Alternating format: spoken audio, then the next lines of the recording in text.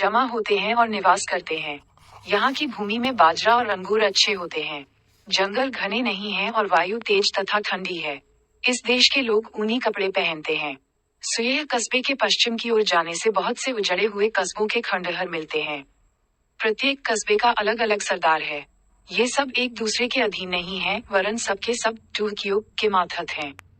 सुयह कस्बे से किशवगना देश तक की समस्त भूमि सूली कहलाती है और यही नाम यहाँ के निवासियों का भी है।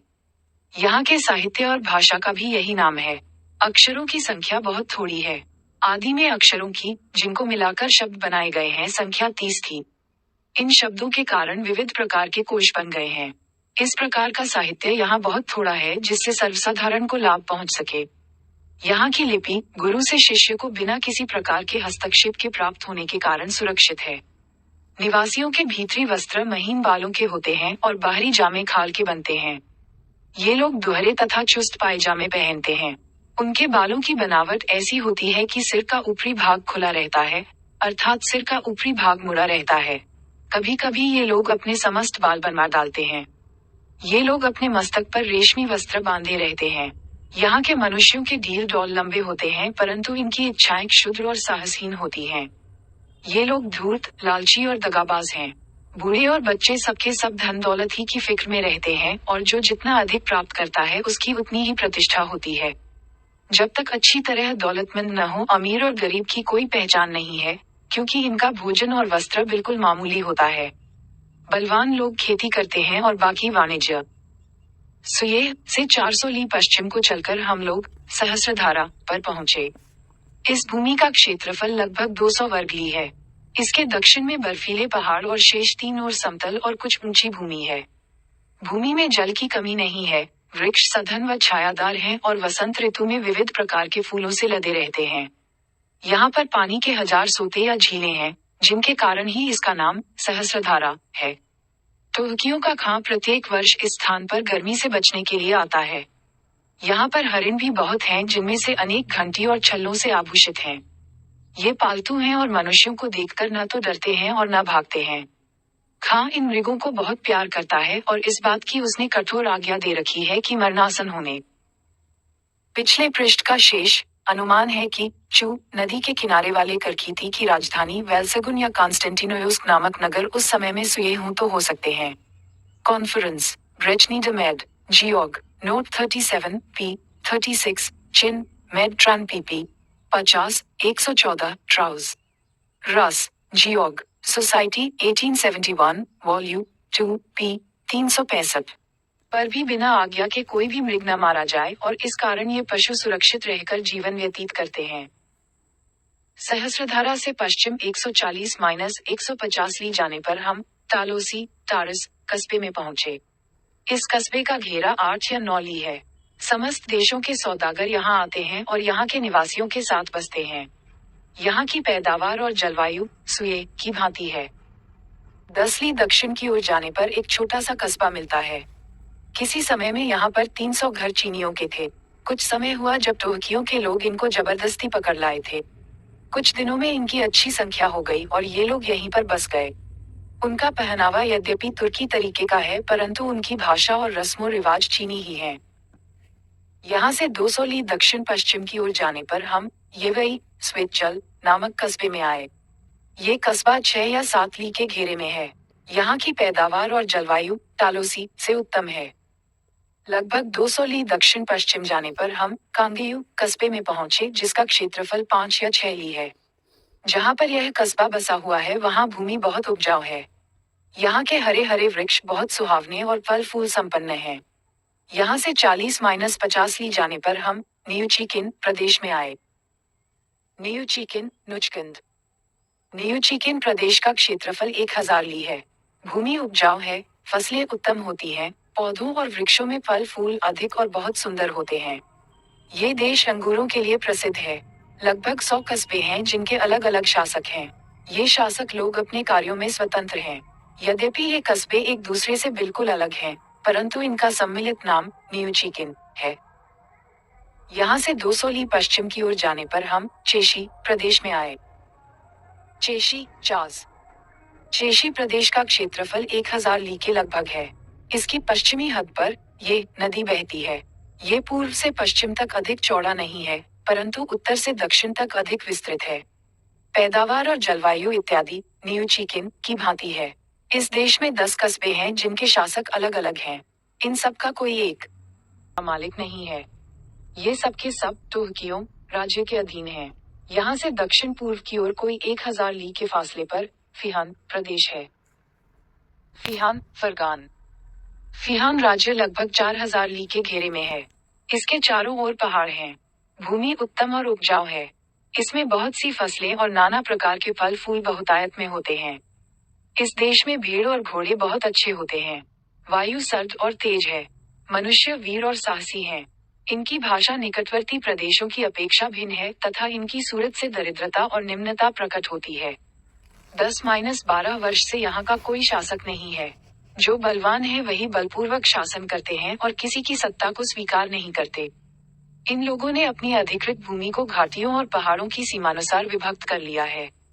यहाँ से पश्चिम की ओर 1000 ली जाने पर हम सुटुलिसेना राज्य में आए। सुटुलिसेना सुट्रिश्ना। ये देश 1400-1500 ली के घेरे में है। इसकी पूर्वी हद पर यह नदी बहती है। ये नदी सिंगलिंग पहाड़ के उत्तरी भाग से निकली है और उत्तर से पश्चिम की ओर बहती है। कभी कभी इसका मैला पानी शांतिपूर्वक बहता है और कभी कभी बहुत वेग से। पैदावार और रीति रिवाज लोगों ही चेशी की भांति हैं। जब से यह राज्य स्थापित हुआ है तभी से तुर्कों के अधीन रहा है। यहाँ से उत्तर पश्चिम की ओर जाकर हम एक बहुत बड़े रेतीले रेगिस्तान में पहुंचे जहाँ पर न जल ही मिलता है और न घास ही उगती है। इस मैदान में रास्ते का कहीं पता नहीं चलता, केवल बड़े बड़े पहाड़ों को देखकर और इधर उधर फैली हुई हड्डियों को आधार मानकर रास्ते का पता लगता है कि किधर जाना चाहिए। यहाँ से चलकर हम सामोकेन प्रदेश पहुंचे। सामोकेन समरकंद। सामोकेन प्रदेश करीब 1600 या 1700 ली के घेरे में है। ये देश पूर्व से पश्चिम की ओर लंबा है और उत्तर से दक्षिण को चौड़ा है। राजधानी का क्षेत्रफल 20 ली है। इसके चारों ओर की भूमि बहुत ऊंची नीची है और भली भांति आबाद है। सौदागरी की सब प्रकार की बहुमूल्य वस्तुएं बहुत से देशों की यहाँ पर एकत्रित रहती हैं। भूमि उत्तम और उपजाऊ है तथा सब फसलें अधिकता से होती हैं। यहाँ पर शेन जाति के घोड़े पैदा होते हैं। अन्य देशों की अपेक्षा यहाँ के लोग कारीगरी और वाणिज्य में चतुर हैं। जलवायु उत्तम और अनुकूल है। मनुष्य वीर और साहसी हैं। ये देश लोगों के मध्य में है।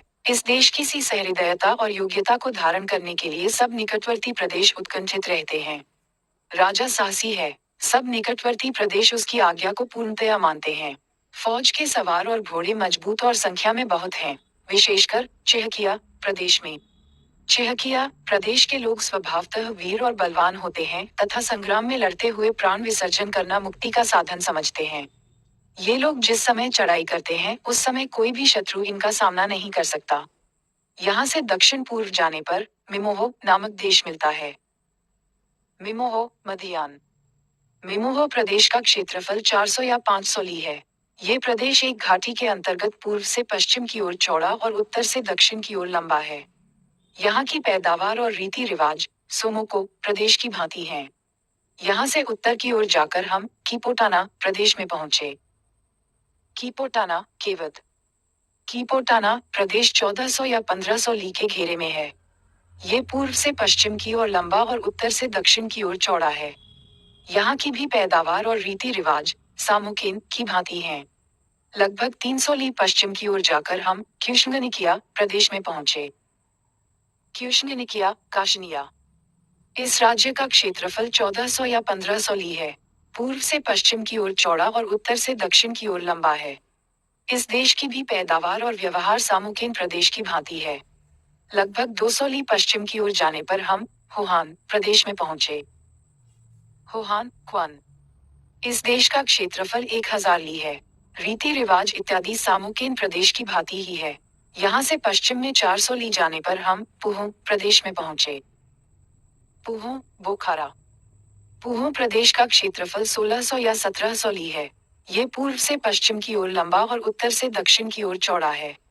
यहाँ की जलवायु और पैदावार इत्यादि सामोकेन प्रदेश की तरह हैं। यहाँ से 400 ली पश्चिम को जाकर हम फाटी प्रदेश में पहुंचे। फाटी बैटिक।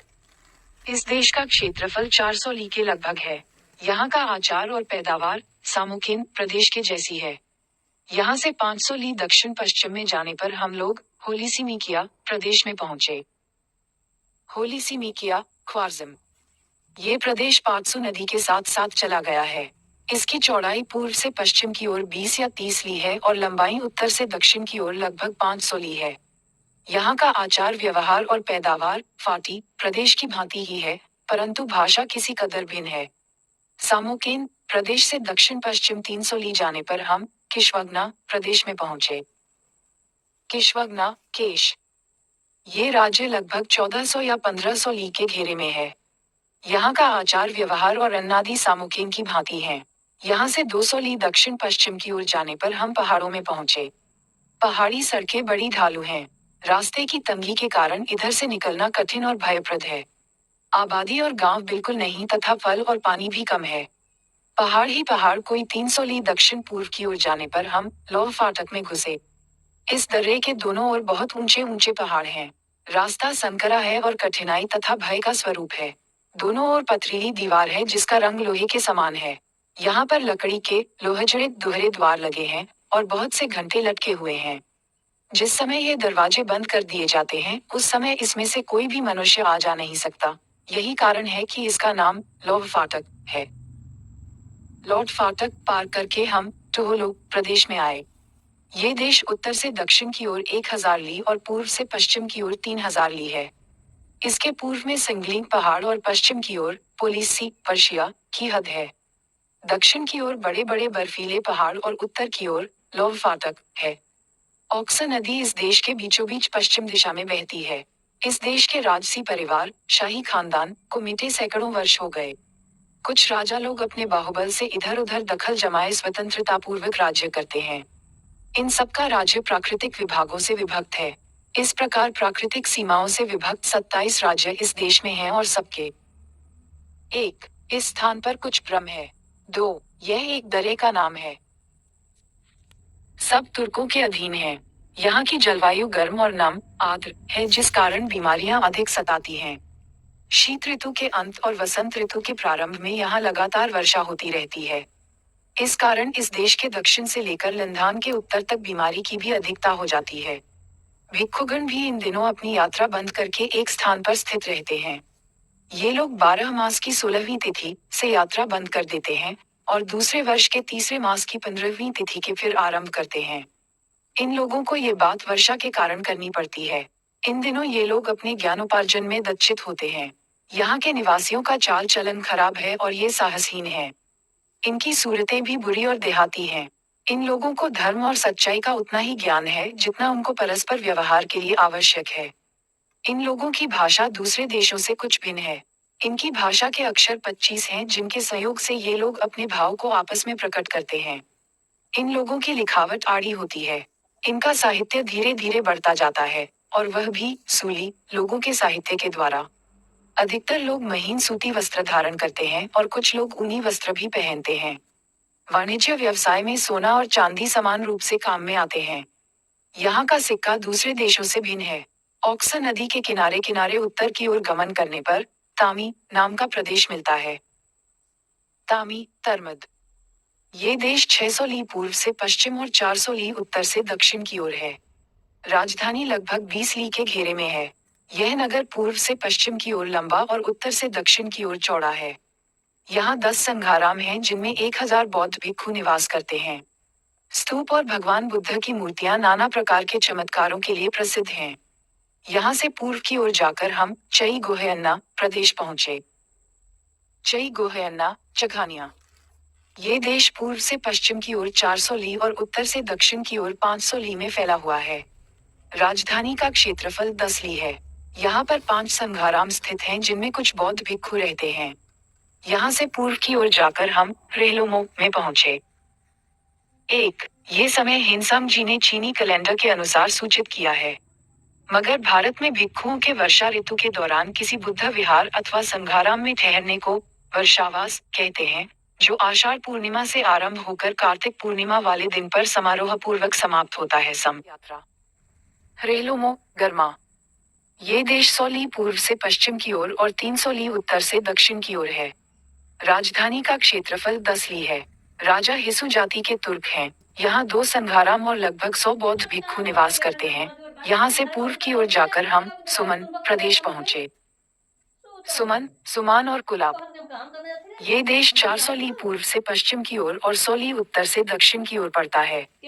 राजधानी का क्षेत्रफल 16 या 17 ली है। इसका राजा हसु तुर्क है।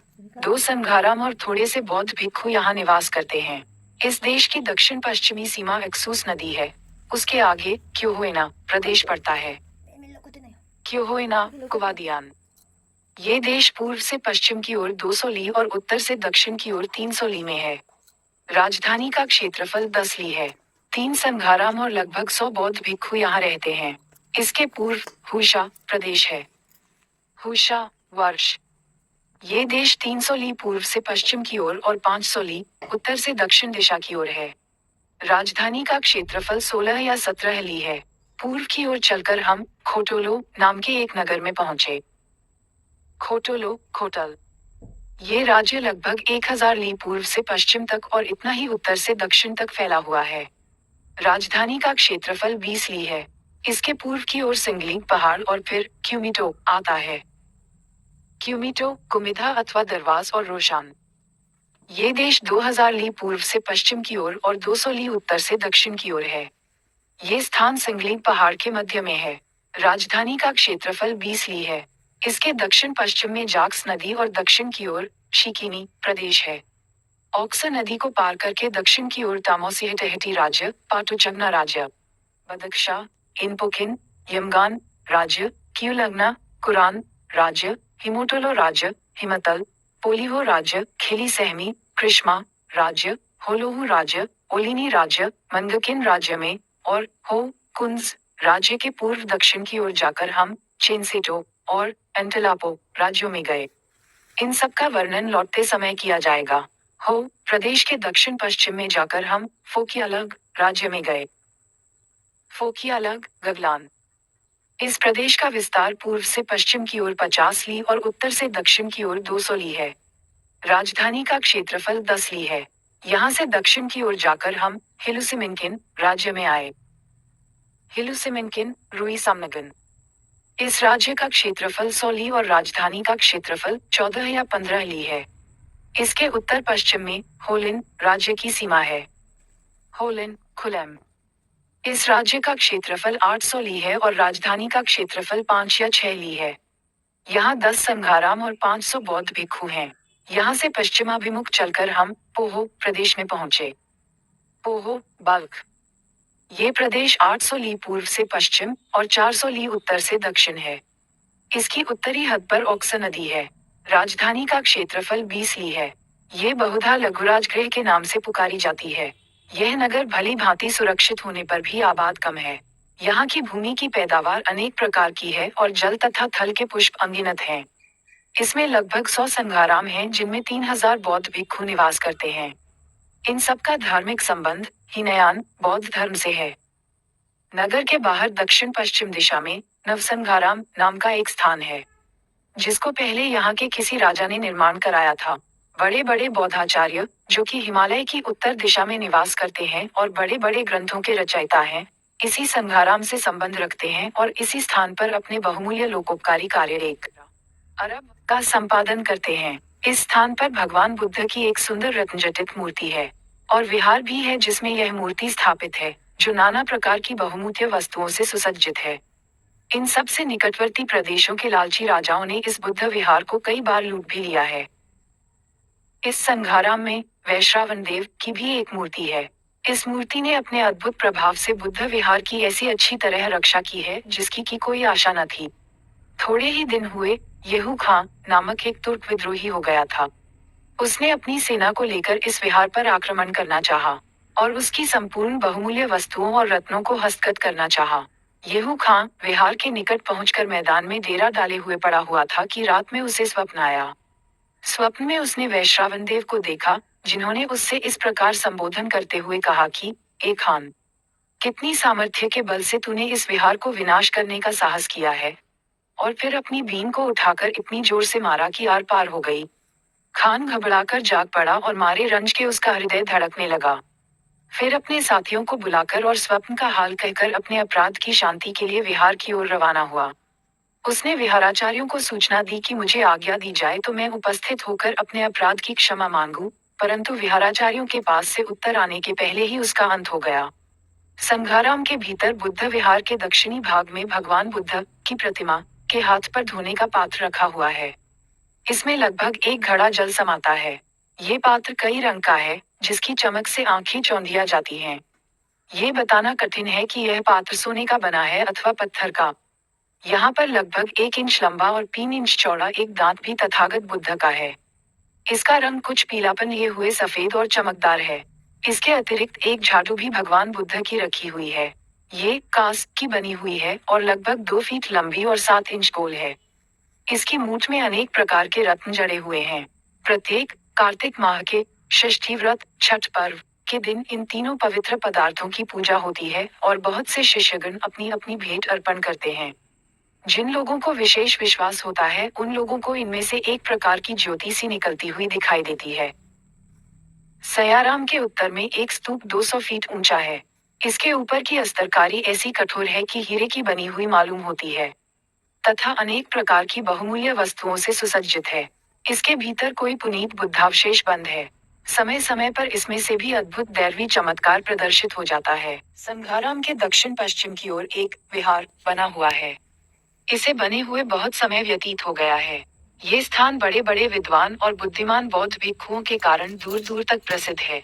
इस कारण दूर दूर से अनेक यात्री यहाँ पर आया करते हैं।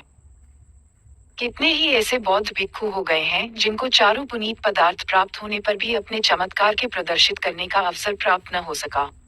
उन अरहतों ने अपने रिद्धि बल सिद्धता को अंतिम समय प्रदर्शित किया, और जिन लोगों ने उनकी इस प्रकार की योग्यता को अनुभव किया उन लोगों ने उनकी प्रतिष्ठा के लिए स्तूप बनवा दिए। इस प्रकार के कई सौ स्तूप यहाँ के पास पास बने हुए हैं। इसके अतिरिक्त यहाँ कितने ही बौद्ध भिक्षु ऐसे भी हो गए हैं जो कि अरहत्व की अवस्था को पहुंच चुके थे, परंतु अंत समय में भी उन्होंने कोई चमत्कार नहीं दिखाया। इस कारण उनका कोई स्मारण नहीं बना।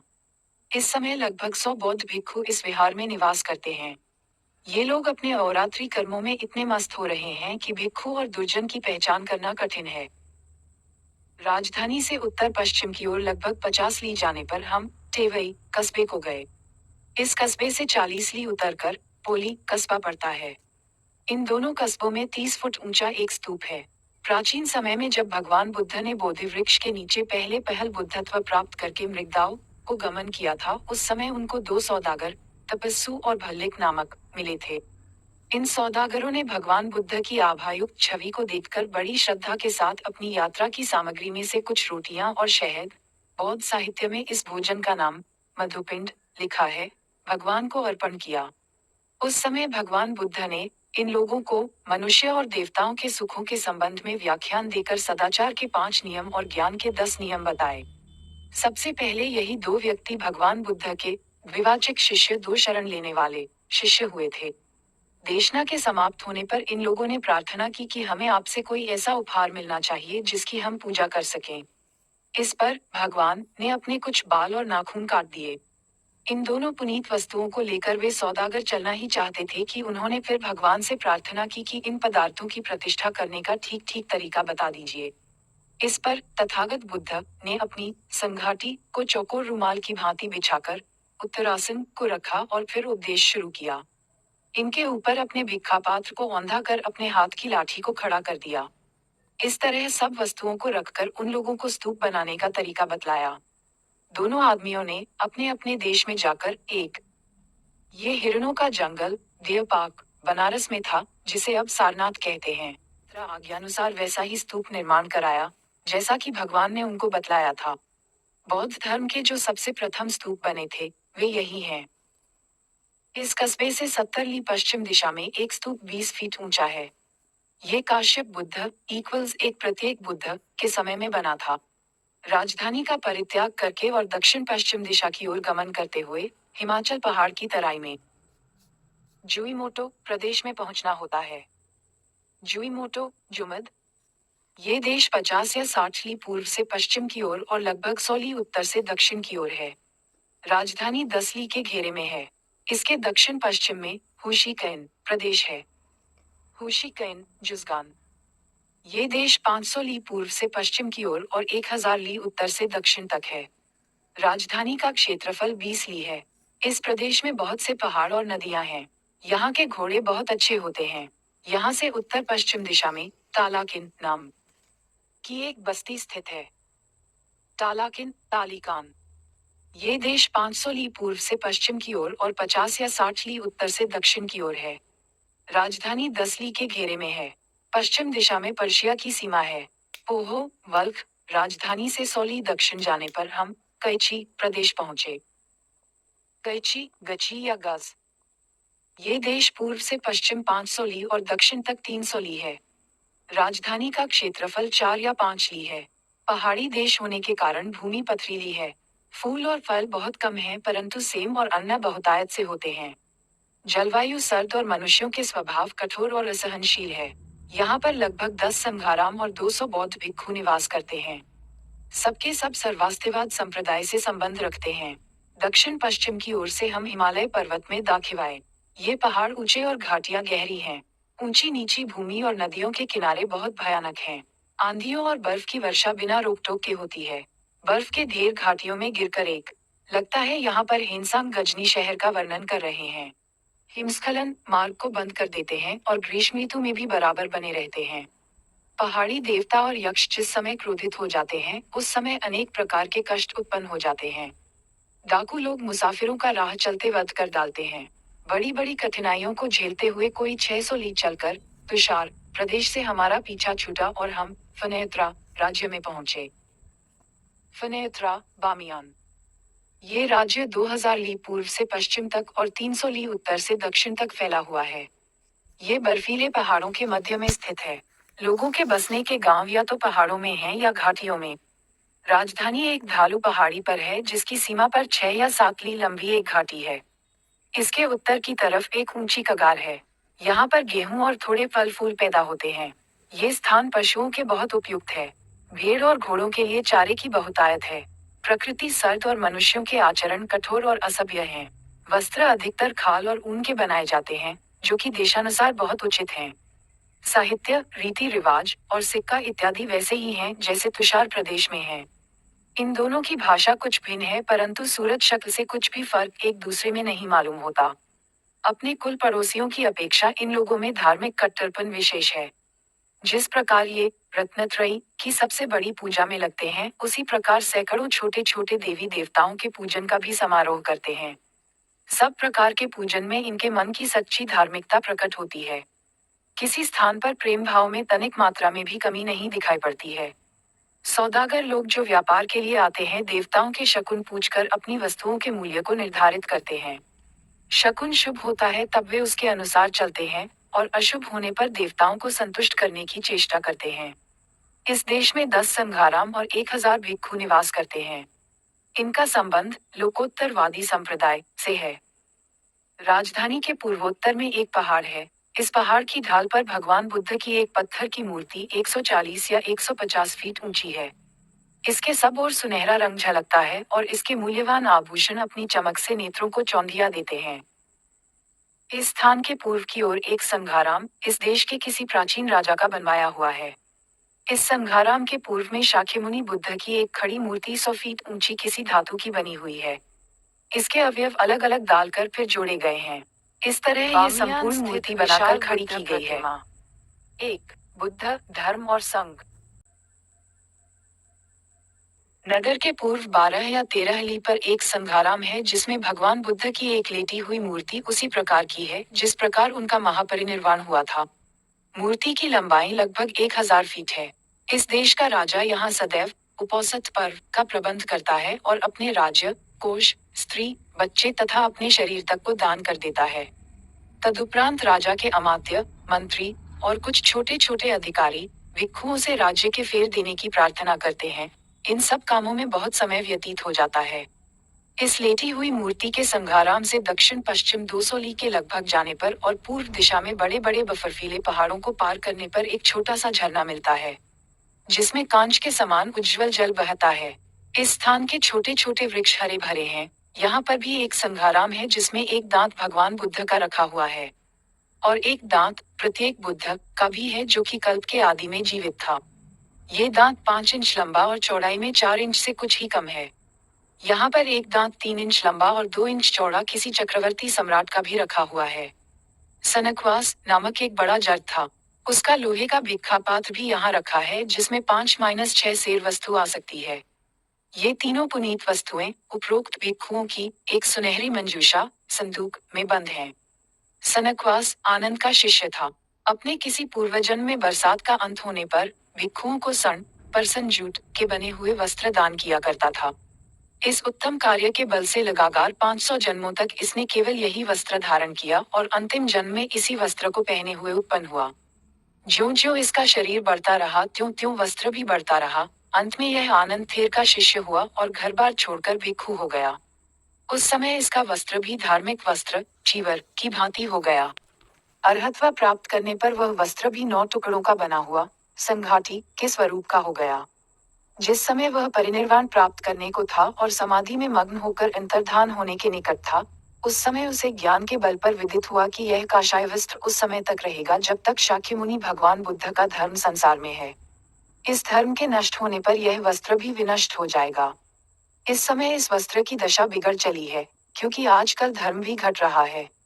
यहाँ से पूर्व की ओर गमन करके हम बर्फीले पहाड़ के तंग रास्ते में पहुंचे और स्याहकोट को पार करके कियापीशी देश में आए। कियापीशी कपिसा इस देश का क्षेत्रफल लगभग 4000 ली है। उत्तर की ओर यह बर्फीले पहाड़ों से मिला हुआ है और इसके शेष 3 ओर हिंदू कुश है। राजधानी का क्षेत्रफल 10 ली है। यहाँ पर अन्न और फलदार वृक्ष सब प्रकार के होते हैं। शिन जाति के देशाधिपति महाराज कनिष्क घोड़े और सुगंधित वस्तु यूकिन भी यहाँ होती है। सौदागरों की भी सब प्रकार की वस्तुएं यहाँ मिल जाती हैं। प्रकृति ठंडी है और आंधियों का जोर रहता है। मनुष्य निर्दयी और दुष्ट हैं। इनकी भाषा असभ्य अक्खड़ और देहाती है। विवाह कार्य में जाति इत्यादि का विचार नहीं है। एक जाति का दूसरी जाति से विवाह संबंध बराबर हो जाता है। इनका साहित्य तुषार प्रदेश की भांति है, परंतु रीति रिवाज भाषा और चाल चलन कुछ विपरीत है। इनके वस्त्र बालों से बनाए जाते हैं जो संदूर के होते हैं।